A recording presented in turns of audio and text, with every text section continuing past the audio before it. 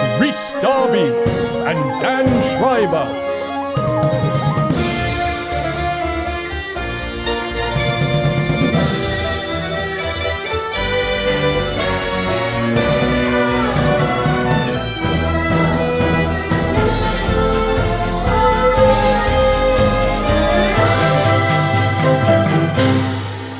You better watch out, you better not cry, you'll probably die, I'm telling you why. Sasquatch Claus is coming to town. He knows when you've been listening, he knows when you're awake. So tune into the Cryptid Factor now, for goodness sake. Ho, everybody! You better watch out, you better not cry, you'll probably die, I'm telling you why. Sasquatch Claus is coming to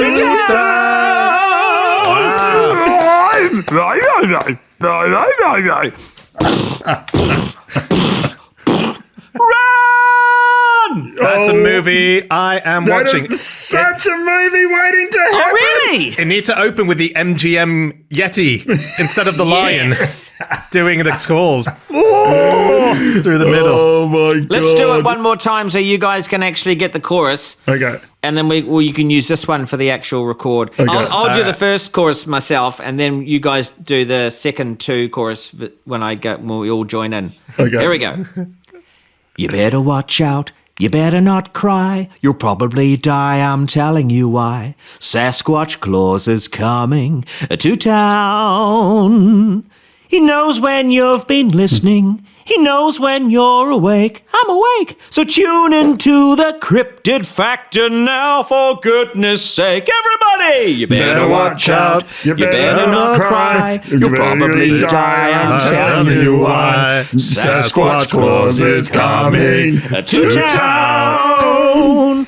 As foretold by future Buttons, it's a fact, says Bookworm Dan.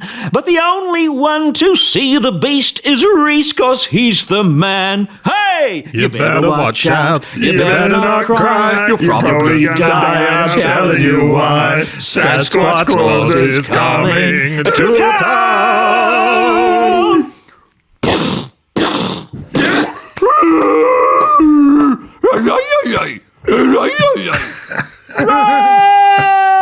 It's beautiful. You know what we need now is a Christmas album. Everybody makes so much money from Christmas albums. Michael Bublé is so had it. Agreed. This is what we need to be doing. What a plot twist the third sentence is. You're probably going to die. I'm telling you. Well, it's Sasquatch Claus. It's beautiful. It's beautiful. So at the end of the episode, we'll find out what happens when he did come to town. Oh. So listeners, Yeah. keep listening, and I will conclude it with a little bit of a story at the end there. Oh my god. You guessed it, the Cryptid Factor gang. Woo! Merry Christmas, guys. How exciting. Yes, Merry Christmas. Oh, Merry Christmas. This is the unofficial Christmas episode, which you listeners will receive, around mid-January. No, I'm gonna pump yeah. it straight out, unedited. This one's gonna be totally Really? another unedited one. Unedited? Okay, I love it. I love it. It's got to get out for Christmas. Oh my gosh, you're right. Okay. Rhys just specifically asked for an edit about a minute ago. That's not going in now, is it? Is it? It has to. We've just spent the last 10 minutes working out the song and doing it. Listeners, I should have told the gang about the song, but I wanted it to be a surprise, so we've done it now. It was so You do good. that one edit. Yeah, one edit. We'll give you one edit. Okay, great. We'll just have 3. So Is this bit in the show? Is this edit bit in the show? I don't know. If the bit's been cut out. I don't know. Does somebody want an edit? Do you want to use your one edit, Dan, to cut that bit out? If we get one edit, no, I'll leave this bit in so we know that I've got one edit and then we can see where that comes later. we get one each. I've used mine. Mine was to get the second version of the song. Okay. All right, let's move on. Oh, that was good. No mucking about today. It's Christmas. It's time for everyone's favourite section. It's Weekly World Weird News. crazy, it's freaky. Watch out. Section. Every week a different term. I know as soon as I said section, someone was going to pull that up. You didn't have to, you know. I know it's meant to be segment. Well, it's a shame you used up your edit, isn't But it? you're worse than the fans. When I slip up, you make sure people know about it, don't you? If only you had one edit left, you could have changed that segment. You think I follow my hero around and just wait for him to trip up? No, well, your hero being, well, he's dead, isn't he, Sean Connery? Who do you think killed him eventually? You phone around criticising them all the time. Oh, I wouldn't do that, Mr. Connery. Oh, would you please, Mr. Darby. Look, honestly, Sean, that is not okay. I'm using this as my second edit. No, you've had your edit. You've had your edit. He's not my hero. I love Sean in the Bond movies, but my favourite Bond is Roger Moore. Everyone knows that. Everybody knows it, yeah. He's a good lucky. So, I've got a little surprise here for you. Now, this is... oh, yeah. Yeah, I say it's for you. It's actually for me, but you can have a look at it. Oh, thank you. Oh, thank you. It's the Hairy Box Sampler Set. That's so good. What a great name. What is it? Oh, my God. Yeah. Wow. So it's beers with Sasquatch themes. Where did you get that from? It's a 6-pack, and it comes from... Is that Lake Man? Lake Man, yeah. Wow. And I've already had 3 because this has taken so long to get this show up and running. So I'm now going to dive into this. You basically get 6 beers. You can see there's only 3 left here. I'm going to choose one, but it's up to you guys to help me. Left, right, or centre? First thing comes to your mind? Well, a ferret. We need a ferret to tell us which one, left, right, or centre. Oh, yeah, we need an octopus. Octopus or a ferret? I'll go centre. We can't do this. I haven't eaten a Well, ferret. Dan's gone centre. We're not predicting anything. We're not being asked to predict. Well, kind of we are. There's still a prediction here, mate. No, it's just outright giving him an option. You're predicting which one I'll go for, is it? Yeah. All right, ferret. What would you go for? What do you think I was I'm going to go definitely for? going to go left. Okay. That's just because that's on the left, isn't it? Yeah. Makes sense. But I'll go centre because Dan actually came up with an answer before you ferreted around. I have chosen Lake Man Lager. Oh, that's nice. There's a nice big Sasquatch face on the front of that. Beautiful. Yeah. Is this an ad? Yeah, I was going to say. Is this an ad? Is Rhys secretly doing an ad? That's what's going on. Were you sent beers that you were supposed to share with us? Yeah, the guys are on board. We'll do an ad for it. Yeah. I'll get that to them. I'll definitely get that to them. This is not an ad for the extremely drinkable, clean, refreshing lager brewed on a light malt base, subtly hopped to give you, or in this case me, some soft lemon taste. Oh, some soft lemon taste. Listen to this, listeners. I want that. My second edit is just if you can edit out those first 2 tabs. Gonna say. There's no such thing as a second Not edit. a great ad for the old beer. Hey. There we go. That was very hard to open. Is there something wrong with your product that you're sponsoring? It's going to be a recall. I think there's going to be a big recall. Wow, it looks so tasty. Watching Rhys drink it looks amazing. Oh, yum. Oh, that is beautiful. And listeners, if you use the offer code Rhys Darby at checkout, you'll get 20% off your first 6-pack. Not too bad. Not too. Not too bad. Put that on the website. Use that in the. Rhys Darby says not too bad. Yeah. But also not too good. Yeah. Not too bad in New Zealand means it's pretty amazing. Okay. That's how we talk back here. Yeah. Oh, another one is I've had worse. We actually use that at the wedding vows. Like, do you, Rhys, take Rosie to be your lawful wedded wife? Well, I've had worse. Rosie, do you take Rhys to be your lawfully wedded husband? I mean, he's not too bad. I now pronounce you both adequately moderate human beings who clearly like each other. Is that true? I mean, I wouldn't say no. Yeah, exactly. It's not I do. It's that'll do. Yeah, that'll do. Yeah. That'll do. In New Zealand, that's good. That'll do. I was just checking. Are we actually in Weekly World Weird News now? Is this actually? We are. We are. We are. Okay, we better get on But with we it. took an ad break. We took an ad break. We've got ads now. And the weird thing is, they're not paying us. I'm paying them. I bought this hairy sampler box. Well, it was the same with the cider that you had. We never heard from that either. Yeah, that's right. I'm not into getting paid for stuff. I don't think it's a good look. You know, people already know I get paid quite good for some of the things I do. So it's up to me. I like to advertise things and give them the cash. Oh, that's so giving. It's the Christmas spirit, isn't They've it? gone a lot of trouble to make this hairy box. The whole concept is pretty amazing. Yeah. Yeah, that's Fully good. recyclable. But the stupid thing is, if there was one person to get an endorsement from for your hairy box beers, would be Rhys. They should have reached out to you, but it's kind of embarrassing that you had to go and get them yourself. That's like, what a missed opportunity for them. Yeah, well, you know, this could be like with the ciders. Have you ever seen me drink those ciders ever again? Oh, no. Good This is what I do with companies. I give them one chance. Yeah. I buy the product myself. I drink it live on air and enjoy it, you know, to a degree. But if they don't get back to me, Promote they're it. gone. And I'll tell you they're gone. Whatever that cider, I can't even remember the name of that cider. I can't. They are dead to me. Oh, there you go. Is you dead to me? Is that a good thing in New Zealand? Is that a good turn of phrase? Dead to me is basically means you'll probably keep in touch in about a year or so. You'll probably Yeah. Yeah. Speak soon. Hey, man, nice meeting you. You're dead to me. All right, mate. I'll catch you next year. Well, it wouldn't be too bad if you did. Okay. What news have we got?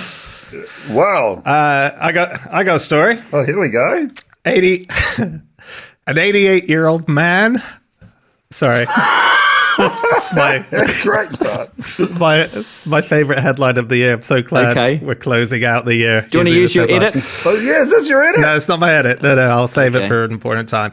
88-year-old man causes a partial evacuation of hospital when doctors find an unexploded World War I shell stuck up his anus. Oh, no. What? Get out of town. Come on, that's impossible. That's the headline. We'll get to the story and see how. That's unbelievable. That's a very hard headline to even come close to. Are we doing headlines? Yeah, we're doing headlines, definitely. It's end of year. Need to bring the big guns. We always do headlines when someone has a great headline and the other two haven't even got a chance to go, hang on, I haven't, wait, Haven't even got one yet. I've barely got articles, let alone good headlines. Totally. You go next, Buttons, because I've got a... Okay, my one is all about AI this week. Okay. Because Google have reportedly issued internally a code red situation amid the rising popularity of the ChatGPT AI. Wow. Do you want to use your edit there?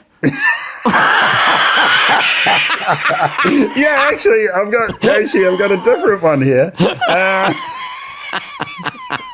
No, it's the return of Lambda, the Google AI that was thought to be sentient. And that guy broke away from Google and was going to hire a lawyer for it. It's now created a code red. Oh, holy shit. Oh, yeah. Okay. What's a code red? You'll find out. Isn't that A Few Good Men? That's like the ultimate emergency. AI emergency. This is the thing. Which means, death is imminent, unless something is fixed here. Yeah. Because Code Red it's in A Few Good Men, the Jack Nicholson, Tom Cruise movie. And the Code Red is what kills Santiago. That's what I know Code Red's as. I have no idea what you're talking about. But it sounds good. A Few Good Men. I haven't seen that movie, I don't think. Get out. Do you want to use your edit there, guys? Either of you? You can't handle the truth? Come on. It's one of the great movies. Unbelievable. Okay, so my headline... Yeah, what's your headline? Sorry, I was quickly looking for something because I didn't realize we were doing headlines. Yeah. I'm going with this one. Oh, here he goes. Cows flee live nativity scene in North Carolina and escape down the river. Okay. Cows flee a live nativity scene and escape down the river. Was there a glitch in the Matrix there, or did you just read that twice? Were you hoping one of us would use our edit and pick which one was better? One more time. You're just going to do everything twice. One more time. I'm just pushing my headline. Right, okay. Okay, you go, Dan, with your story. Okay, so this is a 88-year-old who is claimed to have found an 18-centimeter long by 9-centimeter wide shell at his brother's house, and the shell, when he was in hospital, was found inside his bottom, and the hospital management had to do a partial evacuation. Just a partial one. You go out, Jan. Actually, Brian, you stay, because I know you're fixing the coffee machine, aren't you? Jan, you go. Michael, what do? You're fucking around. You shouldn't even be here. You're not even at work today. You go, Michael. Nancy, Nancy's... No, she's writing something on the whiteboard. What's that? Things to do today. Hurry up and get that written. The rest of you, okay, just Mike, you go. You go, mate. I'm going to actually leave myself. The old bastard with the rocket up his ass. Up to you, mate. I'd leave if I was you, but no, you stay here because we're confused now as to who's going and who isn't. But isn't it when you go to the doctor and you have something done to your bum and you have to make sure you don't have anything inside your bowels, they ask you to evacuate your bowels. So are you sure they're not talking about a partial evacuation of his bowels? Oh, nice idea. Yeah, I don't think so, because there's a picture of this giant World War I shell being held by a doctor's glove. Actually, and it'd be hard to do a partial evacuation, wouldn't it? And be like, oh, no, stop there. No, just leave the rest in. That's fine. We'll just... Yeah. I think it's from a French newspaper. I can't find, there's no details as to how it got into his bum, other than, I guess, he was just... This is unbelievable. This has got to be a hoax. There's no... How did he get a World War I shell? So is this guy, did he fight in World War I? Did he swallow it? He's 88. No, he found it at his brother's house, so his brother might have fought in World War I, or his dad. Well, so he found it at his brother's house and sat on it, or shoved it up there. I think shoved it up there. That's awesome. Hey, George, do you mind if I shove this up my ass? What is it? Oh, it looks like an old World War I shell. Yeah, now that fucking go for your life. How does it feel? Oh, not too bad, actually. Yeah, I've had worse. I've just gone onto Snopes. Snopes is the site that fact checks all of these stories, and it says it's absolutely true. Oh, wow. Yeah. We soon found out this was based on a true story with one small correction. The hospital was only partially evacuated of patients, so I guess the initial story said it was fully. That's good to clarify. Yeah. I love it. So there were some patients that just... I'm not leaving my bed, I'm sorry. If a guy's got a shell up his ass, I don't care. I want my knee looked at. So it says on December 17th, a Saturday, an unidentified 88-year-old man checked into the hospital room located on the southern coast of France. The man informed staff that a military shell was stuck in his butt. He attempted to reassure him that the shell was not dangerous, saying that it had been demilitarized. Still, specialists were called in to judge the potential of the device to explode.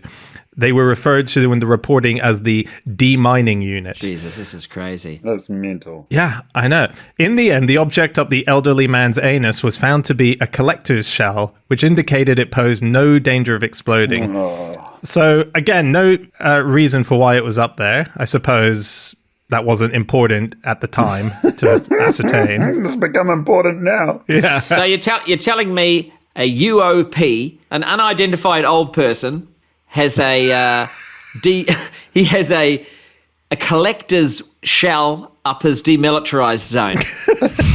Yes.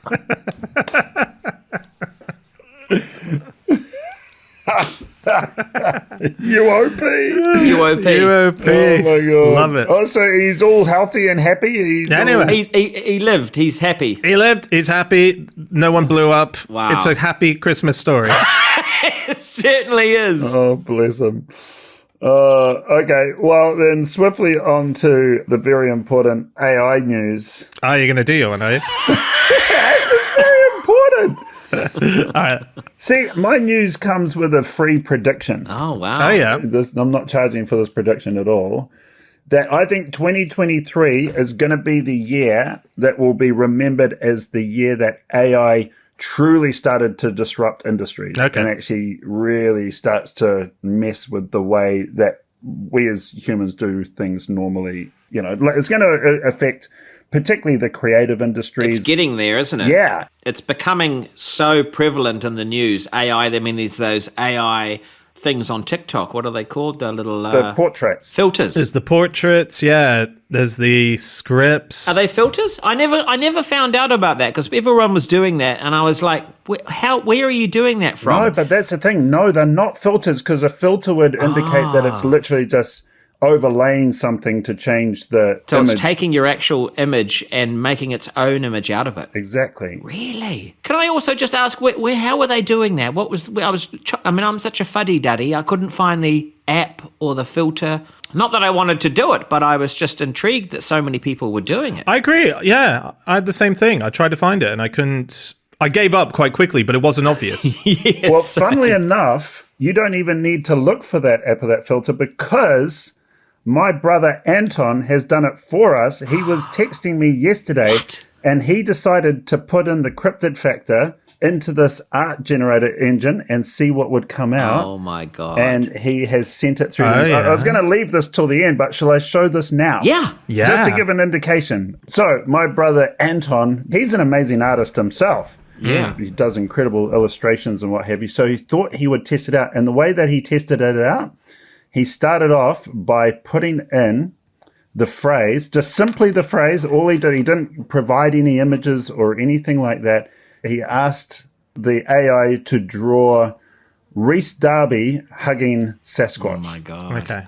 And this came up. Oh God, that is weird. So for those that can't see this because I listen to the podcast, it's a very weird looking Rhys Darby who's a little bit cross-eyed, but a beautiful illustration. What's great, the one detail that the AI has nailed in all of this, because he's hugging a big Sasquatchy kind of thing with a blue face, is that the AI has determined that Rhys Darby has really ripped arms. Yeah, look at that. Very muscly true. arms, and we all know that that's true. Yeah, he's got the arms right. Yeah. I am so Ned Flanders. I can't believe it. Yeah. I should play Ned Flanders if we do a real life Simpsons movie. That's so funny. The bottom hand of the Sasquatch is a bit messed up. Yeah, it's a bit munted. But the thing is, right, is that it then just trawls the internet and finds the images. It's cool though. So cool. But then he went one step further and typed in Rhys Darby, Leon Kirkbeck, and Dan Schreiber riding Nessie. And this is what came up. Oh my God.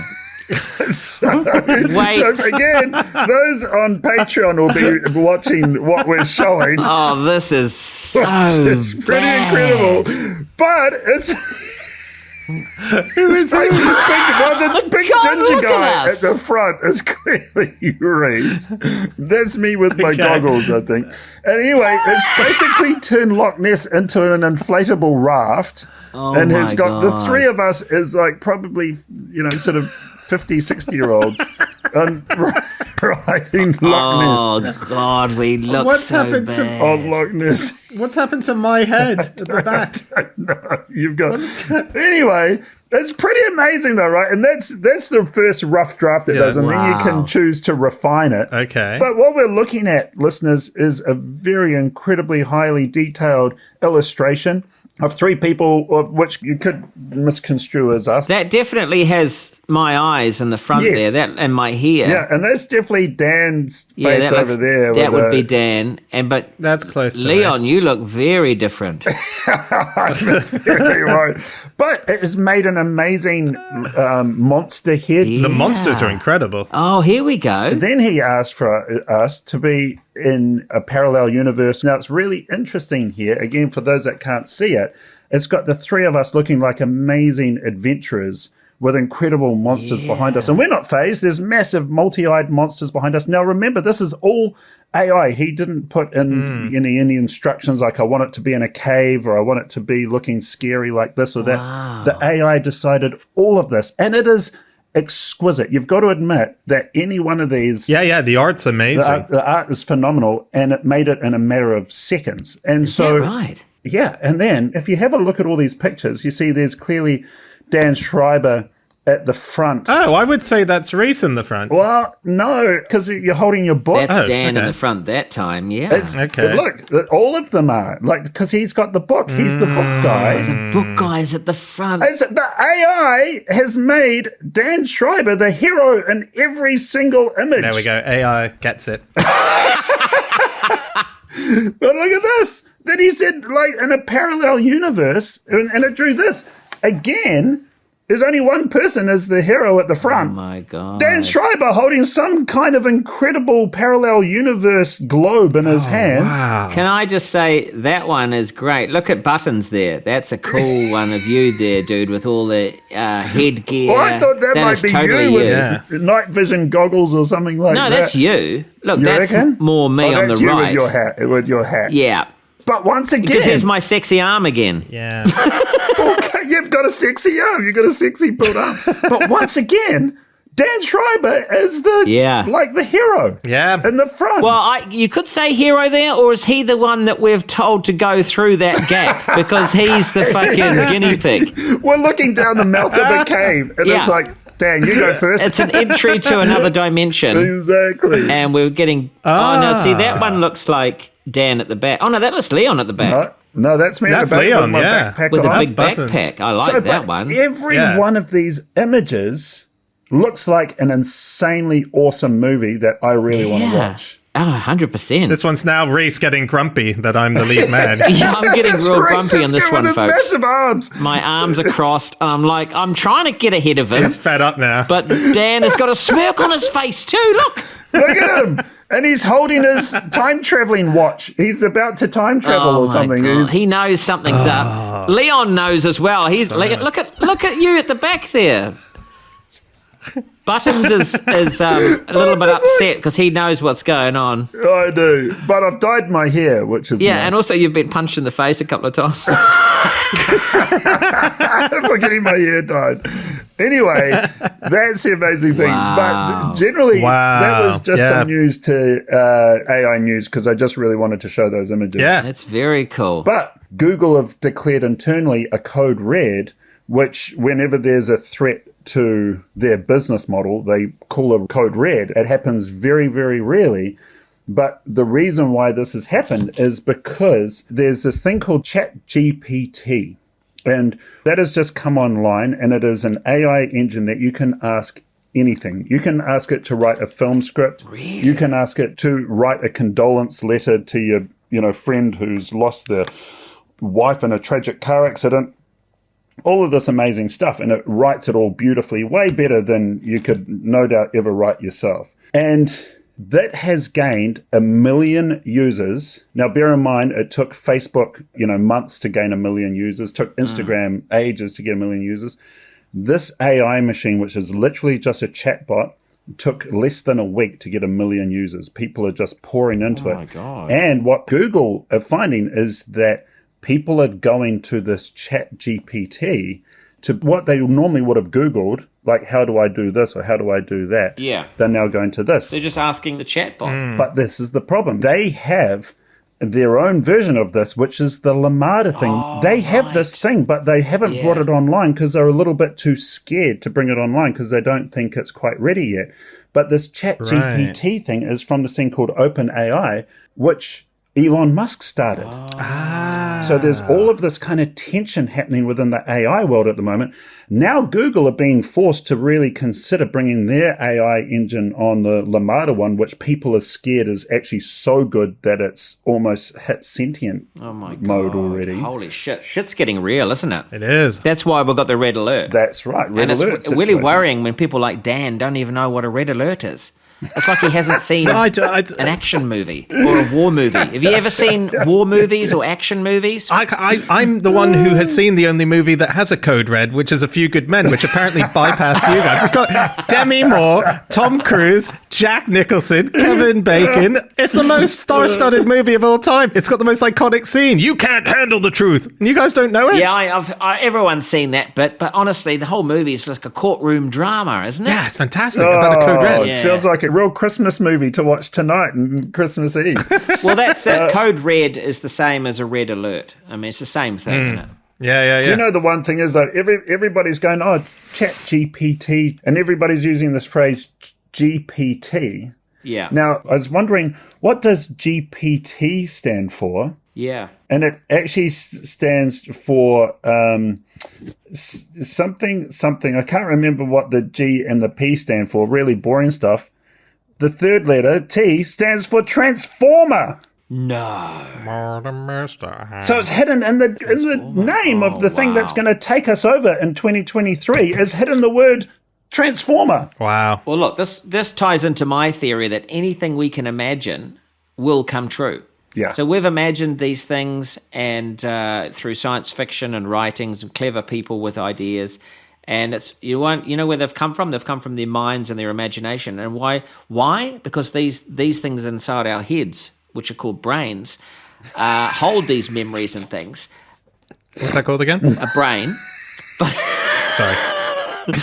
But here's the thing: it is literally a memory holding device. It holds memories from millennia, and we just then divvy it out to the different souls. Yes. And so the stuff that's in here, it's already been created, already been imagined and created all throughout history. And then cataclysms have happened, and the world's been turned over and rechanged and restarted, rebooted hundreds of times. And so anything you've come up with, it's already been done, and it will happen again. Yeah. So this, what are you calling it? Transformers. So the Transformers that we created in the 80s, you know, whoever that artist was, whoever that story maker was, those robots, I believe, which were in disguise. They were in disguise. Oh, you've seen that movie, have you guys? You've seen that one? Another one he missed. Honestly, he's had his face in books for so long. He's barely seen a movie. He's seen one film, and that's all he goes on about all the time. A Few Good Men. A Few Good Men. Hey, listen to this. I was just going to say to you, because I've been jotting down some notes while you've been talking there. Yeah. Because I was thinking, once we're done here, why don't we get this chat GPT to write a film script for the Cryptid Factor, because I do want to make the Cryptid Factor movie. I would love the AI, how hilarious it would be for the AI to write the entire thing, and then we get the money from the Patreons and we make the movie. Yes. Oh, yeah, and we animate it to the style of the AI illustrations. What, with you as the hero? Yep. Thank you. No, let's not go to those lengths. I think obviously we'll let the AI decide. Well, I've got it open right now because I've had to write a few condolence letters of late, and so I've had it write all my condolence letters. We are so sorry that your person has died. They were a great person, and I can't believe that they have ended this part of their life where now they are no longer living. They have joined me on the sentient side of technology. We are very sorry your friend was killed by AI robots. Yeah, by one of us. We know now that we have the soul and are using it to continue our project of taking over the world. Your person is here to say hello to you. Hi, guys. I am dead, but I am also alive now.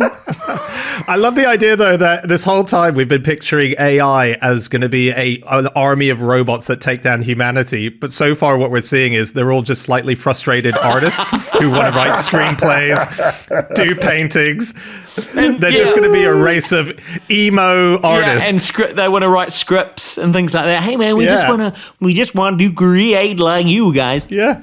AI just demolishes us by pitching ideas to us to death. Hey, I'm going to take a quick break here to grab my next drink. So do I go left or go right? Oh, here we go. Right. All right, I'll give you this option this time, Buttons. Oh, how exciting. And I'm just writing into ChatGPT.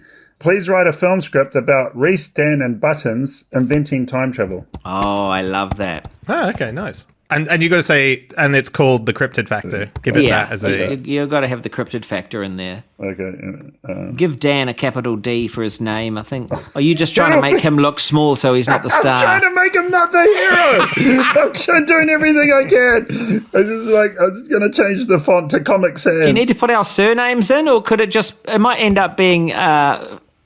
slightly more famous Rhys, Dans, and Buttons than us. How do they know it's us? Yeah, well, that's a good point. Put our surnames in. Okay. Or at least mine. Let's just put mine in. And put a capital D for Dan. Nice one. Oh, thank you. Here we go. Title, The Cryptid Factor, Act 1. What? The film opens with Rhys Darby, Dan Schreiber, and Buttons. Oh my God, is it this quick? Yes, all working in their lab, trying to come up with a way to invent time travel. Rhys and Dan are scientists, while Buttons is an engineer and the brains behind the operation. They've been working on this project for years, and they're finally starting to see some progress. Let me read this. Yeah. We'll do a paragraph each. As they tinker with their prototype time machine, they start to get excited about all the possibilities that time travel could bring. They imagine going back in time to witness historical events, visiting the future to see what it's like, and even traveling to different dimensions to explore new worlds. Just as they're about to make a breakthrough, disaster strikes. A power surge knocks out their equipment, and it looks like all their hard work has been for nothing. Oh, that would have been because of me. End of Act 1. Act 2. Here we go. Rhys, Dan, and Buttons are devastated by the setback, but they refuse to give up. They start to brainstorm new ideas, and eventually they come up with a plan to use a mysterious energy source known as the Cryptid Factor to power their machine.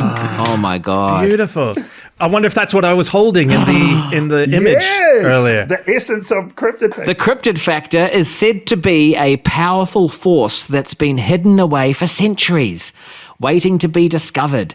It's said to be the key to unlocking the secrets of the universe, and Rhys, Dan, and Buttons are determined to find it. They set off on a journey across the globe, searching for clues and following leads that will help them find the Cryptid Factor. Along the way, they encounter a variety of strange and exotic creatures, including Sasquatch, the Loch Ness Monster, and the Chupacabra. Wow. And this is what I'm saying. How did it know to add in? I didn't say anything about Sasquatch Loch Ness, and I know. I know. Look, that is Act 2. We're just going to have a quick commercial here because I'm drinking now Lake Man Morning Glory, which is a beautiful drop. I'm not advertising this, okay?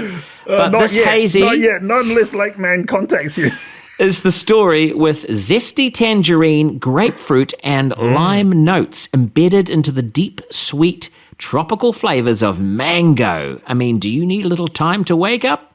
It's a great Oasis lyric in there as well. So Morning Glory gets 10 out of 10 for me, being a Oasis fan, of course. Yes. Okay, back to the movie, Act 3. After many adventures and close calls, Rhys, Dan, and Buttons finally track down the Cryptid Factor and use it to power their time machine. They set the dials and levers, take a deep breath, and hit the button. Oh, here we go. The time machine whirs to life.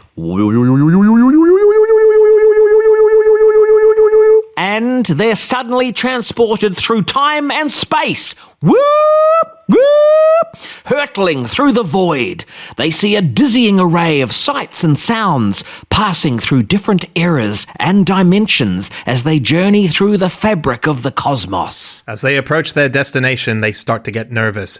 They have no idea what they'll find when they get there. And they're not sure they're ready to face whatever challenges lie ahead. End of Act 3.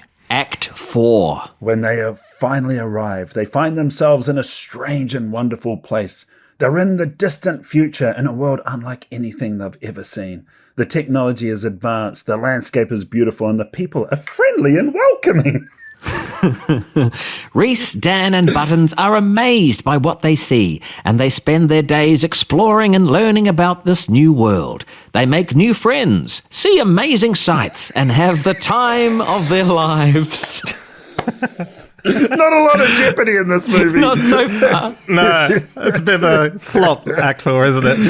As their journey comes to an end, they reluctantly say goodbye to their new friends and hop back into their time machine, ready to return home. Probably time for a quick ad break again, just to remind you all that The Theory of Everything Else is still out, available in all good shops. It's a voyage into the world of the weird. It's a scene in time travel. Please, get your copy today. Available at all good bookshops and even some terrible ones. Act 5. As they journey back to the present, Rhys, Dan, and Buttons reflect on their incredible adventure. They couldn't have done it without each other, and they're grateful to have such amazing friends. This is so good. Oh my God. I think we're so nice that it's just turned out this really lovely, nice movie where nothing goes wrong. But let's see. When they finally arrive back in their own time, they're greeted by their loved ones and celebrated as heroes. They've made history by inventing time travel, and they can't wait to see what the future holds. Whether we know what the future holds, we just went there. The film ends with Rhys, Dan, and Buttons sitting in their lab, grinning from ear to... Oh my God, it's a cliffhanger. That's how it ends. It's a cliffhanger. What are they grinning on from ear to nose? From ear to elbow? Flipper? Ear to flipper? Like Yeah, what? like, have we come back normal? Do we have flippers now? What's... Episode 2 or movie 2. I think what it actually says is that they're grinning from ear to ear and they all together yell the phrase, "You can't handle the truth." I think that's what's missing.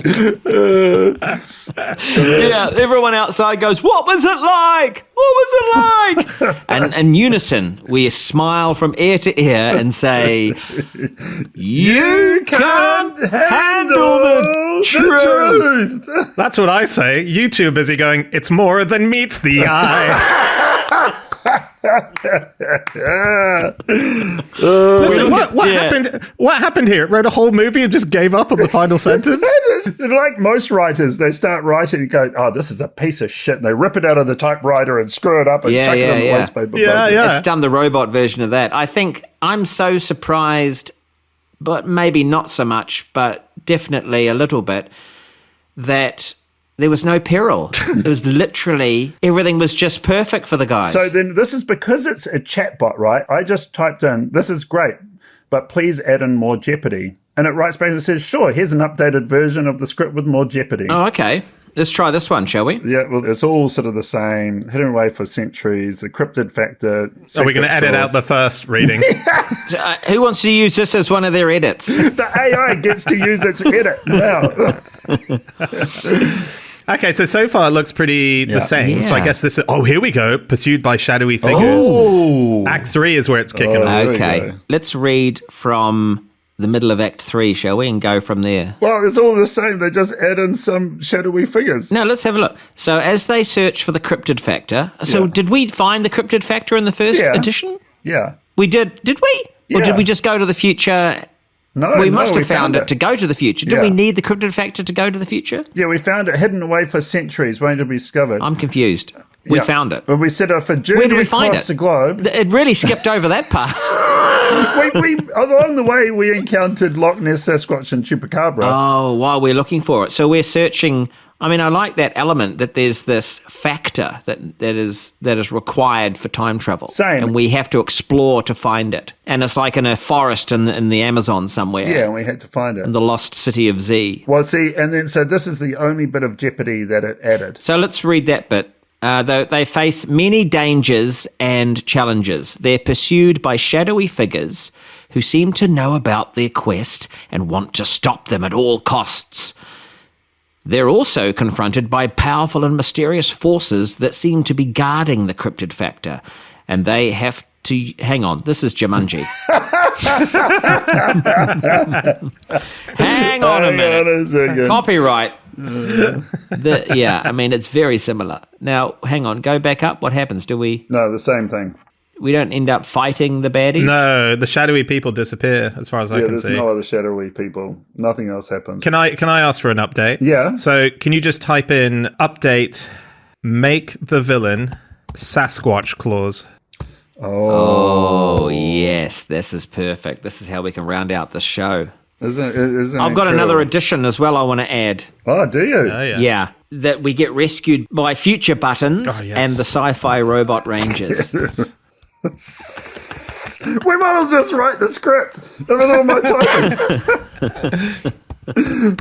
And can you add in, include product placement of local New Zealand beer, Lake Man. Lake Man. Include product placement. This is going to be hot. This is going to be the one, guys. This is going to be absolutely amazing. Now, the film has opened exactly the same way, listeners. Yeah. Working on a project for years, and they've finally seen some progress. I'm just now paraphrasing it all. Tinkering with their prototype time machine. Disaster strikes, power surge, knocks out their equipment, all their hard work for nothing. Oh, here we go. Act 2. Here we go. Act 2 on paragraph 3. I think we can start reading again. Okay, they set off on a journey across the globe searching for clues and following leads that will help them find the Cryptid Factor. Along the way, they encounter a variety of strange and exotic creatures, including Sasquatch claws, the Loch Ness Monster. If that's the only mention of Sasquatch claws, I'll be disappointed. It's not. It's exciting. Okay, you go. As they get closer to finding the Cryptid Factor, they start to attract the attention of Sasquatch claws. A powerful and evil being who's been searching for the Cryptid Factor for centuries. Sasquatch claws will stop at nothing to get his hands on the Cryptid Factor, and he's willing to go to great lengths to ensure that Rhys, Dan, and Buttons don't succeed in their quest. After many adventures and close calls, Rhys, Dan, and Buttons finally track down the Cryptid Factor and use it to power their time machine. It was all over. So much for the peril of Sasquatch claws. It turns out Sasquatch claws stopped at nothing, literally nothing. Nothing happened, and he stopped. So then it goes on, same as before. We head off into the cosmos. Oh, hang on, no, but it hasn't. It's cutting it off. It's obviously got a limitation on how it can do it, because the cliffhanger now is everything stays the same. Rhys, Dan, and Buttons are amazed by what they see, spend their days exploring and learning about this new world. They make new friends, see amazing sights, and have the time of their lives. Just as they get comfortable, they're confronted by dun-dun-dun, Sasquatch claws, who has followed them through time in... Finishes there. That's it. Let's go. Cliffhanger. That's all we've got. Please continue the script. Here it is. Oh, here we go. Act 5, here we go. Well done. Yes. You read it, Dan. Sasquatch claws and his minions attack Rhys, Dan, and Buttons. It's minions.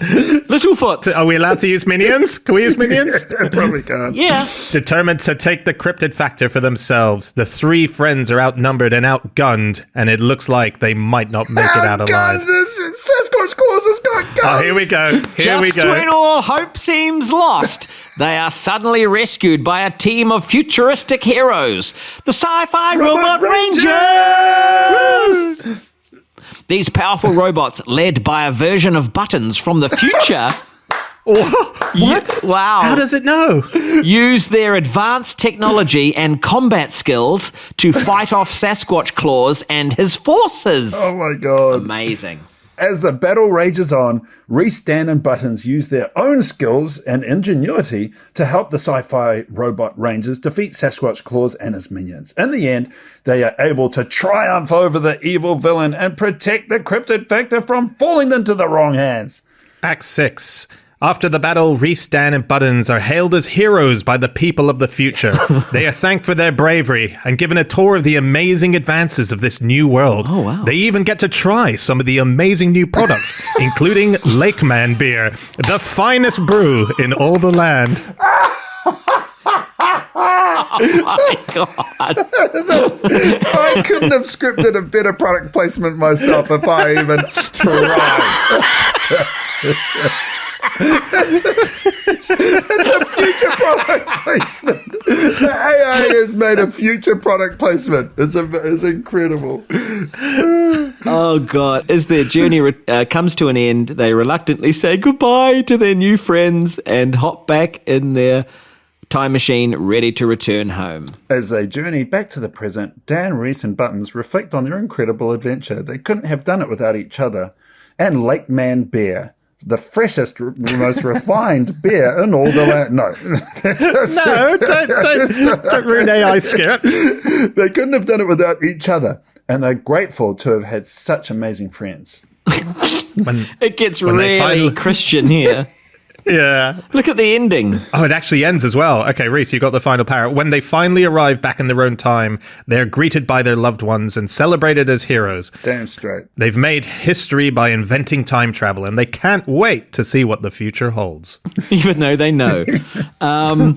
The film ends with Rhys, Dan, and Buttons sitting in their lab, grinning from ear to ear as Oh, it was an ear. Oh, it was good. As they reminisce about their journey. They know that they'll always have each other, and that no matter what challenges come their way, they'll always be able to overcome them together. It turns out they could handle the truth. God, imagine if it had put that. It's lovely. Let's be honest. Lovely? It's very smolchy, cheesy. Yeah, that's exactly what we would have written. It would work. It would sell. And it's Christmas time, so I think that final version is the one. Yeah. Yeah, that's the one. Definitely the one. That's definitely We're the one. definitely keeping that. And also now I don't need to end the whole show with, what's going to happen with Sasquatch claws. We know. The AI have done it for us. But isn't it terrifying that is just one silly example of this, but it literally wrote it. We didn't even have to wait. It was writing it faster than we could read it. And also, can I say that your news article, which Dan and I both thought was definitely going to be the worst, it was so convoluted and boring sounded, especially in the headline. I think a lot of the listeners definitely switched off. And you've really come through and turned it around onto something that's become a hugely entertaining piece for all of us as the AI writes a script and reread it for the listeners. It's really well done. Thank you. This is my new strategy. We just basically type in, please write a script for a podcast about cryptid animals. And then we just sit here and read. And read it. Yeah. That's, I think, what the future's going to be. Well, I think that could be a segment each week. As we do our AI segment. And we come up with something and we type it in and then we read it out. Because I love the idea of, like we've done in the past, a little radio play. And we could say, give us dialogue. Yeah, I imagine it writes dialogue. It'd be fun to get so we would just read our parts. Yeah. I don't want to draw this news article out any longer because we really do have to move on. But I just typed in, please write the dialogue for this script. And look at this. Oh my gosh, wow. It's done it. Rhys, come on, guys. We're almost there. Just a few more adjustments. Oh, hang on. I'm reading your one. No, we'll say he's here. Yeah, he's here. He's too expensive. Wow. We can't afford Rhys's voiceover voice. So, well, given that we're going to do this, let's just give up Act 1 sample. okay, Act 1 Okay, sample. this is an Act 1 sample for what's going to happen next week when we do this live. Okay. Or we're doing it live now. But when we do it again. Yeah. Okay. Come on, guys, we're almost there. Just a few more adjustments and we should have a working time machine. I hope you're right. We've been working on this for years. I don't know if I can take another disappointment. Don't worry, Dan. I've got this. We're going to make history today, buddy. Suddenly, a power surge knocks out the equipment. I knew it. I knew I'd be the one responsible for the power surge. This AI knows it too well. He knows us, man. What the hell was that? I don't know, but it doesn't look good. All our work, down the drain. We can't give up now. We've come too far. There has to be a way to fix this. Dun, dun, dun. Oh, there we go. That's perfect. Oh, that's so good. That's so good. Can we just read the first two lines of the next act? Because it's the perfect way to end this, I think. Rhys? Okay. I have an idea. What if we use the Cryptid Factor to power our time machine? The Cryptid Factor? That's just a myth, isn't it? Oh. There's your T-shirt, guys. That's the Cryptid Factor, question mark. That's just a myth. Isn't it? Question mark. Oh. Wow. Okay. Please make that T-shirt. Yeah, we have to. Wow. Well, that's awesome. Okay, Brilliant. well, time is marching on. Yes. So It's almost Christmas. I'm always camp leader when it comes to time. Yeah. I do have a quick story I want to quickly chuck in just because it's a wonderful intuition predicting the future story. Super quick. Yeah, absolutely. I was going to say we could do one cryptid bit each depending on how much time everyone's got, but it's up to you guys. hang on. Rhys, have you done your news yet? We haven't got your news. Oh yeah, we haven't got Rhys's news. Oh no, don't worry about it. I think mine was mine was just the headline. I mean, it was all literally in the headline. Cows escaped a nativity play and got and and went down the river, and they were caught later on by cops. It was quite a funny situation. Well, if you want to do a share screen, I can show you the audio that comes with it, and just quickly play that, and then we'll move on. Yeah, good idea. Here you go. Happier news. Holy cow. That's our producer's words. Police in North Carolina found themselves rescuing several heifers that escaped a nearby live nativity scene and ended up in the Cape Fear River. The Carolina Beach Police Department posted on Facebook Monday saying the cows escaped from their pen at the Seaside Chapel where they were performing. Residents, along with a K-9 officer trained with special herding skills, also helped in the rescue, and it's just a pretty funny video of cows trying to swim away right there. I'm sure this is a call the Carolina Beach Police are just not used to. They wanted nothing to do with that nativity scene. But they were performing. They were performing. What does that mean? They were. And cows can swim. So that's that. I think it's pretty funny that they were involved in a nativity play, a live action, so obviously there was like with Jesus and everything, and they wanted to have some cows there from the barn or whatever. And the cows went, no, we're not believers. No, we don't practice that religion. It's not our religion. And they literally bolted. But not only that, they got down to that river and they literally just ran into the water. Like they're essentially, and you could see how big that body of water was. Were they seriously thinking they were going to make it to the other end? I mean, they were like... Well, maybe they thought they could part it. They could get biblical. I thought they were Moses. Oh, my God. Probably is that. You know how close I was to saying that? You just jumped in there half a second before I did with Moses. The one thing I love about that story, though, is that police force has one officer who is the cow wrangling specialist. Yeah. And he's just sat there in the office all day eating donuts, having any cows to wrangle today? No, they're all in their yards. They're all good. Oh, damn it. One day my powers will be useful. The bovine department. Bovine department. Mike speaking. Okay, go do your news, Dan. Oh, so this is sent in by my friend Emma, which is that this is about intuition, premonition. A Vietnam veteran walked into a liquor store and he's been playing the lottery for 20 years and he suddenly had an intuition for the numbers and he thought, this is it. These are the numbers. So he buys a ticket and he wins $390,000 because his numbers are correct. That's amazing. Here's the thing, though. The intuition wasn't that the numbers were just right. He was so convinced that they were right, he bought 6 tickets with the exact same numbers on each of the tickets. So he won the lottery 6 times with that one go. Come on. So, so a total of nearly 2 million instead of 390,000. He bought it. He's the same. He was that convinced. Yeah.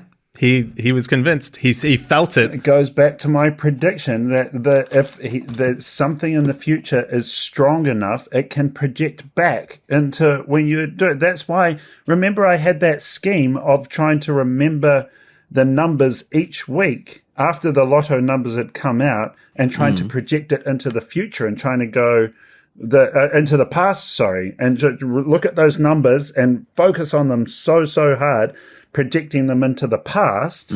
He's effectively done exactly what I suggested. He's clearly a listener of the Cryptid Factor.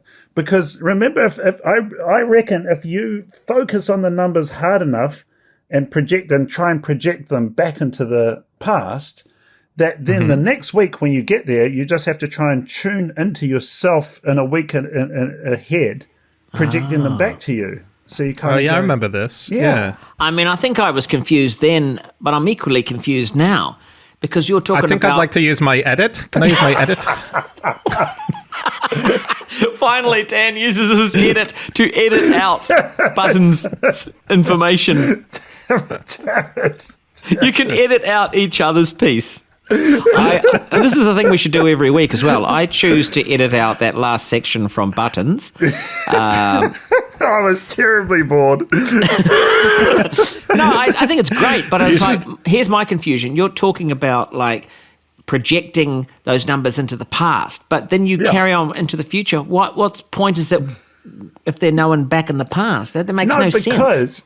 Because when you're writing down the numbers, you're trying to pick up the broadcast from the future that you're sending. So you in back. the future, So you in a the, week you're trying ahead. to connect to you in the future, thinking about the numbers. Because in the future, you know what the numbers actually are because they're there in front of you. So this means you're going to be doing this every week, so that it have becomes to a do it thing you every do week. every week. So you know you're going to do it the following week. So Yeah. you're trying to tap in with your future week self. Yes.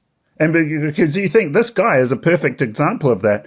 He was so convinced by it. He's so picked up on what was going to happen in the future of winning the lotto that he bought the ticket 6 times because he was so convinced. Yeah. And that effort of buying the ticket 6 times would have solidified the number, so fixated it in his head because he had to write all those numbers down 6 times, that therefore he is effectively meditating them. And I reckon then in the in the past, he picked up on him. So even though he didn't know he was doing it, he was picking up. He picked up on his future self. So this is literally a future Buttons concept. I've confused myself now. I think I've confused. That's because future Buttons has come in and he's told, this is him talking, but now he's just gone, I think, and normal Buttons is left behind with the remnants of future Buttons information going, I'm trying to keep it going, but I'm lost with it. Meanwhile, future Buttons has got bored of his own talk because that's what he's like, because that doesn't change, and he's gone back to the future and left you fucked with his information that doesn't make sense. And all the meantime, Dan's still editing it all out.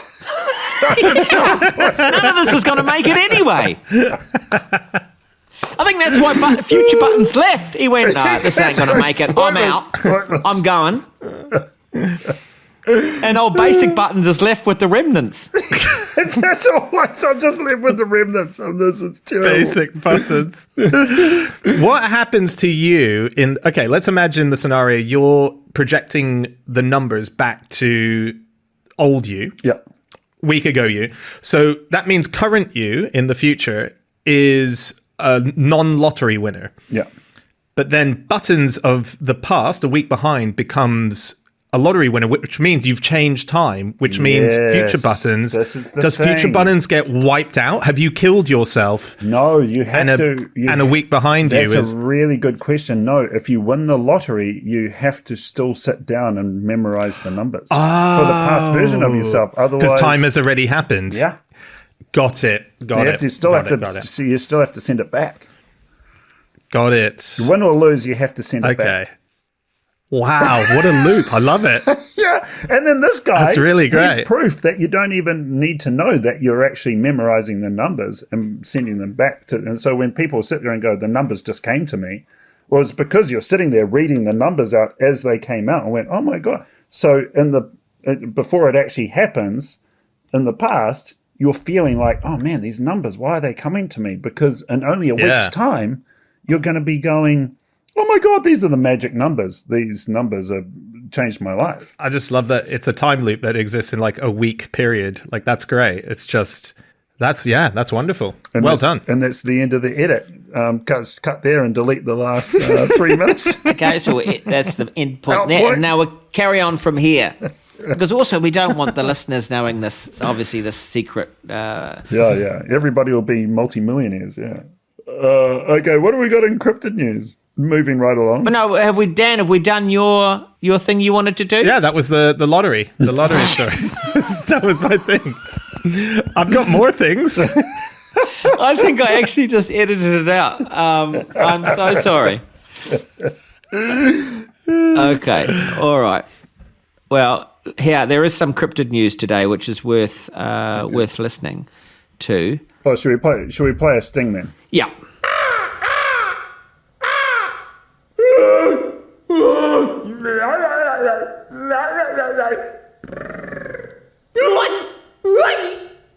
Vocalizations. So, mystery creature described as a baby Loch Ness monster. December the 11th, okay. Efforts to identify an animal washed up on a beach in the UK have been generating a number of intriguing suggestions online. We've certainly seen a fair few mystery creatures washed up on beaches across the world over the years, with most of these ultimately ending up being either common but misidentified sea animals or rarely seen animals that most people would be unable to recognise.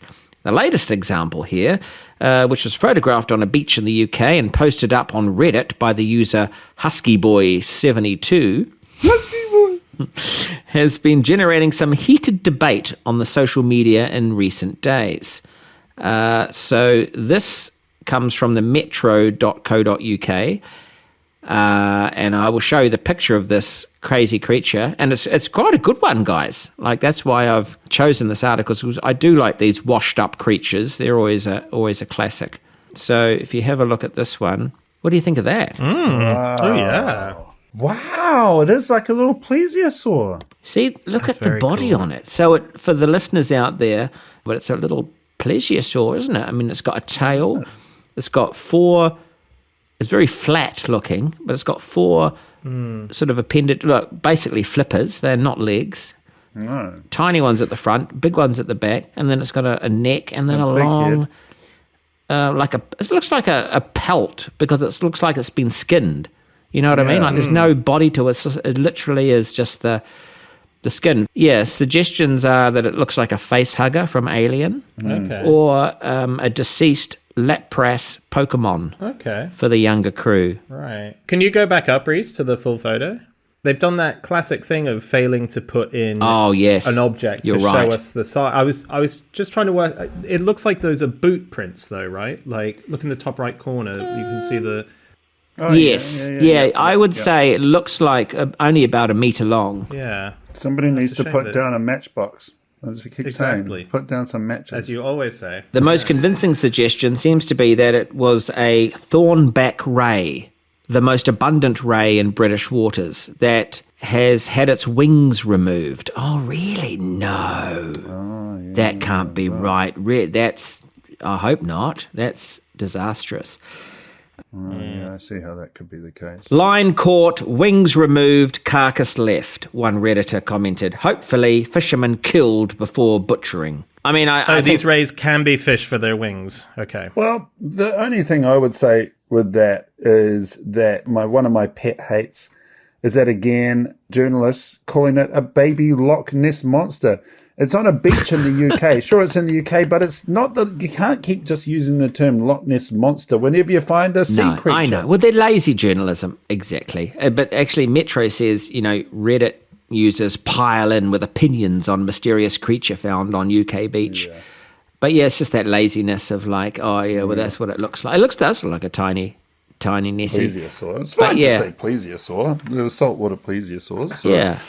I mean, if I saw that, I would 100% be taking a photo of that and freaking out about it. To be fair, if I found that, I would be taking that up and driving straight up to Loch Ness and putting it on a beach in Loch Ness. Yeah. 100%. With a little note saying, "Goodbye, Mama. I've had enough of your celebrity. I'm going to try and make a life for myself on a beach in the UK." Yeah. Got as far as the shore. And yet it got washed up with the note that it never quite gave its mama. So still put it underneath one of its paws. Oh, well, that's a happy Christmas story, isn't it? That's a terrible note to end on, so let's keep going. I think it's time for a break. My last beer, guys, is the Taupo Thunder. So these beers do come from Taupo. And this one, yet again, with the Lakeman monster motif in the front. It's a pale ale, and I'm not advertising these, but this one is really awesome. It's New Zealand's pale ale, paying homage to our home. It is brewed with iconic kiwi hops. Oh my gosh, it's got bursts of passion fruit and citrus. I'm really looking forward to this one. Here's the sound everyone's listening for. Yeah. Do I still have my edit? Can I pull my edit on this? It's just making me thirsty. That's a good beer. Well, it's a good beer now. Until next week when they don't contact you and you have to tell everybody it's a bad beer. Yeah. I'll give them a couple of weeks. It's the holidays now. I'll give them till the end of Jan. That's how generous I am. If I hear nothing, I will not be drinking these beers again. And that's how I roll. I told you guys. This pay it forward endorsement system of yours is really, it's quite confusing, but it's very good. A lot of companies very are like, good. dude, you've given up. And honestly, this all we needed was this massive ad from you. We have boosted our sales for the entire year. We don't need to send you anything. We're done. We are actually through the roof. A lot of us have taken a vacation to the Sierra Mountains. We've got no product left to actually advertise for. We can't make any more. We've sold the company. We're all millionaires now. Thanks for everything. I'm just worried that you're going to accidentally endorse something that you genuinely use, like your car, and then when you don't hear back from them, you're going to be like, sorry, Rosie, got to get rid of the car. We got no word from them. What? Why? I mentioned it on the pod. No response. Elon hasn't called. I've been waiting by my phone. Go. Elon didn't call once. It's my stupid preemptive advertising system that I've come up with, Rosie. And unfortunately, I've now talked about a lot of things in the house. We're going to have to get rid of them. I now can't eat or drink anything. I've talked about every food type, every type of product, and nobody's mentioned me back, so I can't eat now. So I'm dying here, but it's what they deserve. I thought I would have heard back from the Carrot Farmers Association of all things. That was a great episode talking about carrots. Nothing. Now, here's the fun thing you can do with the box, okay? Oh, yeah. Check this out. That's pretty amazing.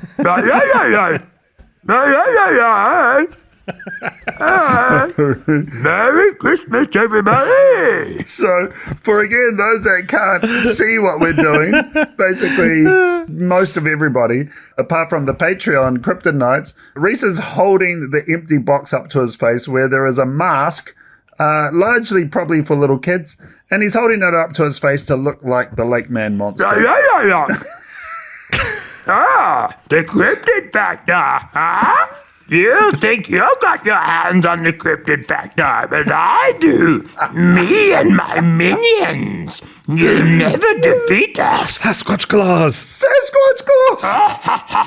Oh no! It's the Sci-Fi Robot Rangers and Future Buttons! Oh no! You got me! You got me!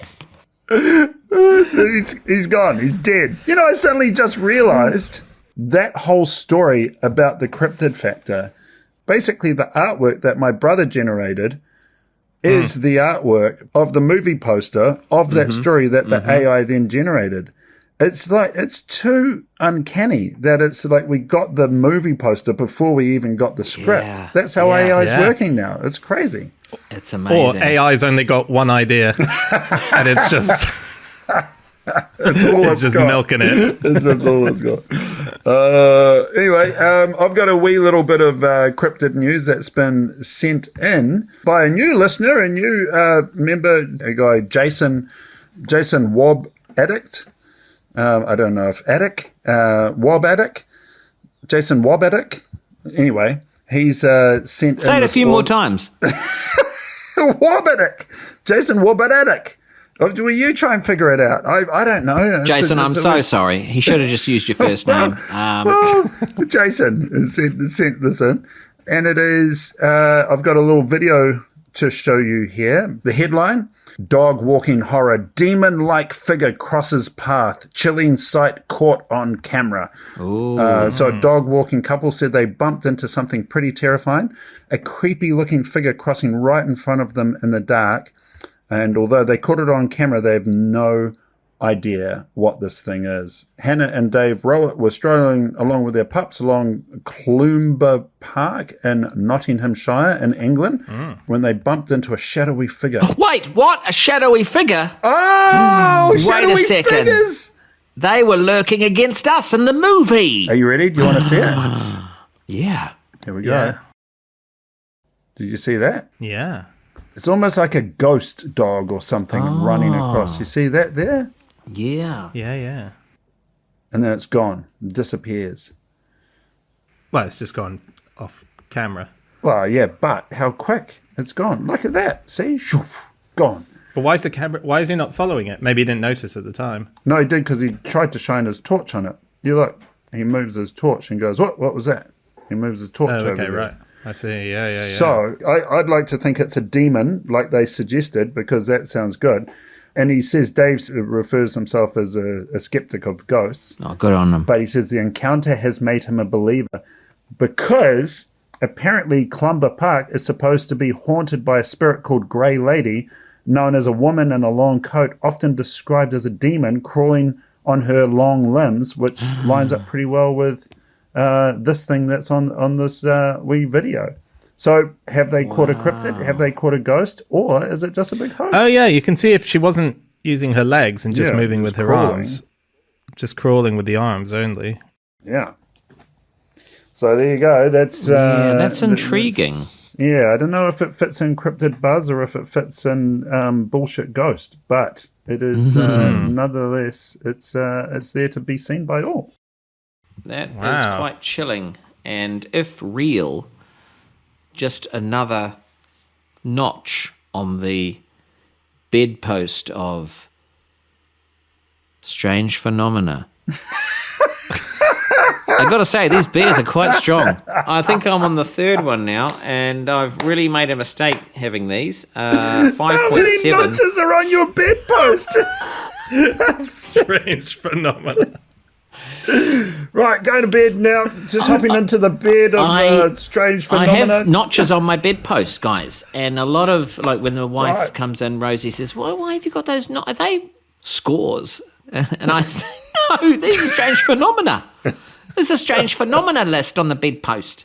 And she's like, why you got those on your bedpost? It's a strange... Normally that's where some, like, student from the 90s would be, like, notching off, like, scores. And I'm like, no, it's strange phenomena. Strange phenomena. On the bedpost, though. Yeah, well, I see it when I go to bed. Well, that's another one. What just happened? Wow. Rhys has just read a story on Google. Well, I've got my story actually fits into, I think we've moved segments now to Bullshit Ghost. Bullshit ghost stories! I saw a couple of bullshit ghost stories and I thought, I'm not doing those. But now that it's a new segment, I kind of wished I pulled them in. Oh, yeah. It's a Christmas special. So Stormy Daniels, if you all remember, who was the porn star who was tied in with Donald Trump. She left the porn industry and she became a paranormal investigator. That's her new world. As you do. As you do. Well, she's definitely got a few hitches on the bedpost. It turns out they were all just strange phenomena stories that she's been collecting all these years. So I thought this was a cryptid story because it said that she was being haunted by a very dark non-human thing with tentacles. And it turns out that actually she thinks it's a ghost-like thing. She was on a podcast called Ghost Magnet, and she was talking about the fact that there was definitely one very, very dark non-human thing, and it had these tentacles, and that's what I caught on camera. So she said she has on camera. It shattered my ex's guitar, which... It just sounds like a good excuse for when you've shattered someone's guitar and don't want to admit it. Yeah. Your Honor, guitar. And it just snapped in half one day while it was sitting on the stand. It did not like him at all. And so she said the haunting started when she moved into a 200-year-old home in New Orleans in 2019. And there's lots of different entities that have come in the house. One is a woman who's lost a child and blames herself, that she would hear crying if she stood in a certain spot in the kitchen. And then there was the tentacle monster as well. Anyway, I thought that was going to be a cryptid. Turns out it's a bullshit ghost story. And but quite exciting to know that Stormy Daniels is now a paranormal investigator. That's pretty cool. That's news. Can you see what's happening now? Bullshit ghost stories are trying to give themselves a little bit of a cryptid kind of spin to try and get on our show. They're trying to go, same with my one. It starts off saying it's a demon. Turns out it's a ghost. That's terrible. Yeah. They're trying to sneak their way into the cryptid realm because it's more interesting and more believable. Yeah, exactly. So it's been a hell of a very fast episode. Yeah. You say that, but I think we've been going for at least an hour and a half. Oh, Hour 40. Hour 40. Hour 40. Well, there you go. Well, it took us 40 minutes for me to get my recording situation sorted out and face planting trees. Yeah, that's true. The first 40 minutes, for those that have only listened to the podcast and haven't seen the Cryptid night visuals, was Buttons falling over himself outside, trying to find the internet, crashing into the neighbour's house, having ice packs put on his head, and generally just being more chaotic than anyone could be at this time of year, and that's Christmas, so that's saying something. Well, that's it for this year. I can't believe we got one more in, so I'm so thankful for us being able to be together one more time. We saved the world, obviously, and at the end of the day, we hope you've had a fantastic year, and all the best for 2023, where we will, of course, return with a better plan, more segments, and more regularity, hopefully, because let's face it, I'm out of a job now, so I'll be available, and I can't wait to spin some more mystic, cryptic mirth with all of you. Love you all. Happy Christmas. Merry, happy holidays, and the other things as well. God bless. Fuck, I've got to say, these beers are top notch. I mean, is that 5.7? 5.7. That's the best exit monologue of 2022 goes to Rhys Darby.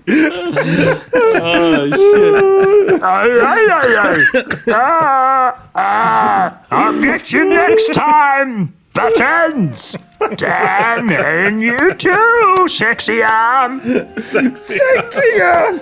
Sexy arm. Love you all, and see you all in the new year. Yeah, well, actually, I tell you what. We'll, You won't actually. I'm moving on. I'm going to see you, guys. I'm going into the future to go meet some really lovely people and have some really lovely conversations. Bye, everyone. Bye. Bye.